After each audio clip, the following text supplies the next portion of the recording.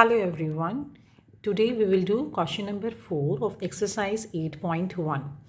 Show that the diagonals of a square are equal and bisect each other at right angles. बेटा हमें इस question में क्या solve करना है कि जो स्क्वायर के डायगोनल्स होते हैं वो इक्वल होते हैं। First part. सेकंड पार्ट में हमें प्रूव करना है कि वो बाइसेक्ट भी करते हैं और थर्ड पार्ट में हम प्रूव करेंगे कि वो राइट एंगल्स पे बाइसेक्ट कर रहे हैं।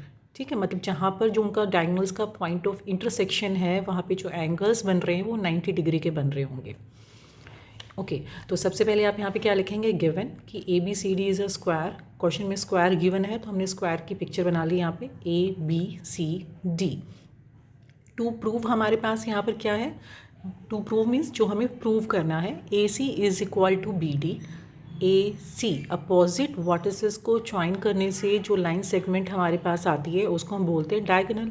तो ए सी डायगोनल है और यहाँ से बी डी भी एक डायगोनल है, तो हमें प्रूव करना है कि A C equal to B D.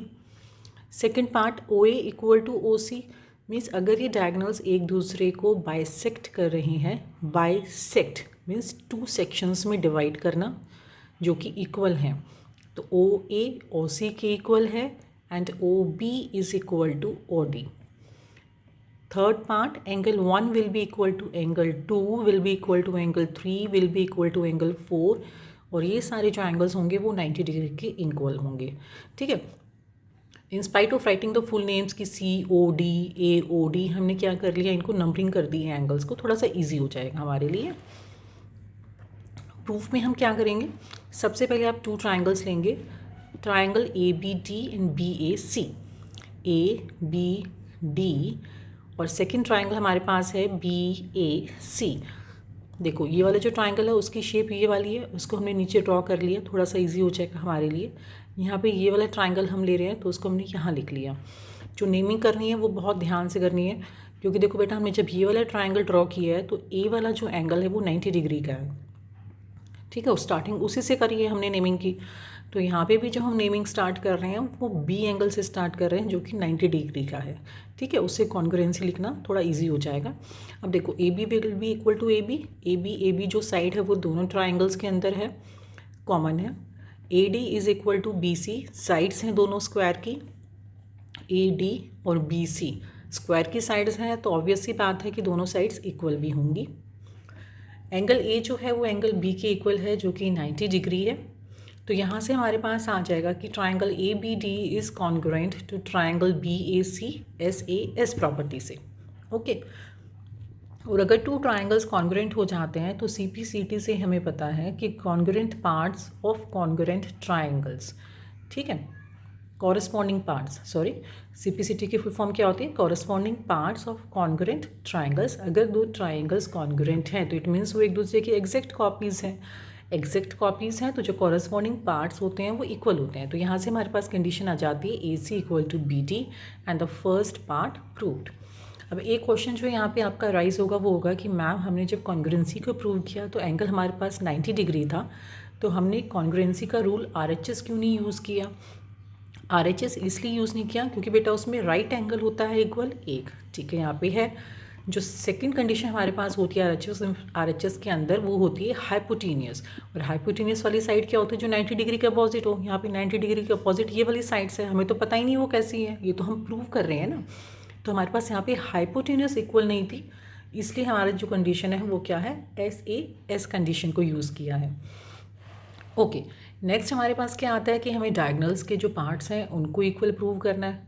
ठीक है, तो इसमें देखो हमारे पास सबसे पहले हम वो स्मॉल ट्रायंगल्स लेंगे जिनके अंदर हमारे डायगोनल्स के दोनों पार्ट्स आते हों। अगर मैं ये दोनों ट्रायंगल्स लेती हूँ तो हमारे पास ये पार्ट्स तो हो गए, इसके अंदर ये वाले दोनों पार्ट्स आ गए डायगोनल के, इस वाले पार्ट्स को तो इस वाले पार्ट को इंक्लूड ही नहीं किया हमने। तो उसके लिए हम कौन से टू ट्रायंगल्स लेंगे, यहाँ पे हम इन वाले दो अपोजिट ट्रायंगल्स को लेके प्रूव करेंगे। In triangle DOC and AOB, DC और AB जो है वो क्या है, साइड है स्क्वायर्स की। DC and AB, DC AB square की साइड्स हैं तो ऑब्वियस सी बात है this is equal to this side. Okay, then angle 2 is equal to angle 4, vertically opposite angles 2 and 4 इक्वल हैं, दिस इज़ 2 दिस इज़ 4, और हमें पता है कि वर्टिकली अपोजिट एंगल्स इक्वल होते हैं हमेशा।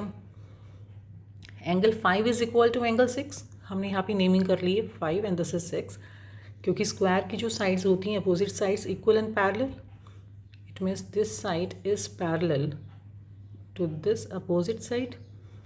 ठीक है, तो ऑल्टरनेट एंगल क्या होता है, एक ट्रांसवर्सल जा रही है, यहाँ पे पैरेलल लाइन और ट्रांसवर्सल के बीच में जो एंगल बन रहा है, फिर उसके जस्ट अपोजिट डायरेक्शन में ये राइट हैंड साइड पे है, तो यहाँ पे जो लेफ्ट हैंड साइड पे ट्रांसवर्सल के एंगल बन रहा है हमारा वो इक्वल होगा, तो 5 इज इक्वल टू एंगल 6।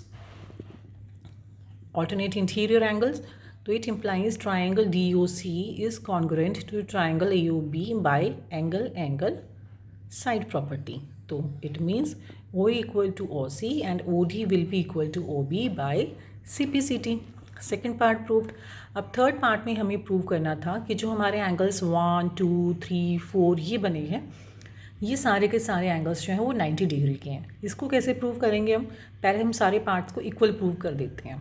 ठीक है, उसके लिए हम क्या करेंगे, तो एडजेसेंट एंगल्स को ले लिया हमने, triangle AOD and triangle COD। यहाँ पे OD हमारे पास कॉमन हो गया, देखो यहीं से पता चल रहा है OD and OD is common. AD और CD हमारे पास साइड्स थी स्क्वायर की, तो वो भी इक्वल हो गई। OA और OC को जस्ट हमने यहाँ पे प्रूव किया है हेयर। ठीक है, प्रूव्ड इन सेकेंड पार्ट। तो यहाँ से हमारे पास क्या हो गया, triangle AOD is congruent to triangle COD S congruency से। It means angle 1 will be equal, angle 1 is equal to angle 2 by CPCT, और सिमिलरली हमारे पास आ जाएगा angle 3 is equal to angle 4। कैसे आएगा, अभी देखो हमने एंगल 1 और 2 को हमने इक्वल प्रूव किया है ना, एंगल 1 एंड एंगल 2। अगर मैं इन दोनों ट्राइंगल्स को ले लेती हूँ, इनको भी हम कॉन्ग्रुएंट प्रूव कर देंगे और यहाँ से हमारे पास 3 और 4 इक्वल आ जाएंगे। फिर हम इन दोनों ट्राइंगल्स को लेंगे तो 1 और 4 इक्वल आ जाएंगे। सिमिलरली ऐसे करते करते क्या हो जाएगा, हमारे पास सारे ही एंगल्स इक्वल हो गए। ठीक है, लेकिन अगर हम अपनी फिगर में देखते हैं कि एंगल 1 और एंगल 2 जो हैं वो तो एक ही लाइन पे बन रहे हैं, और एक ही लाइन पे बनने वाले एक ही पॉइंट पे जो एंगल्स होते हैं, those angles are called linear pair, और लीनियर पेयर ऑफ एंगल्स का सम जो होता है वो 180 डिग्री होता है।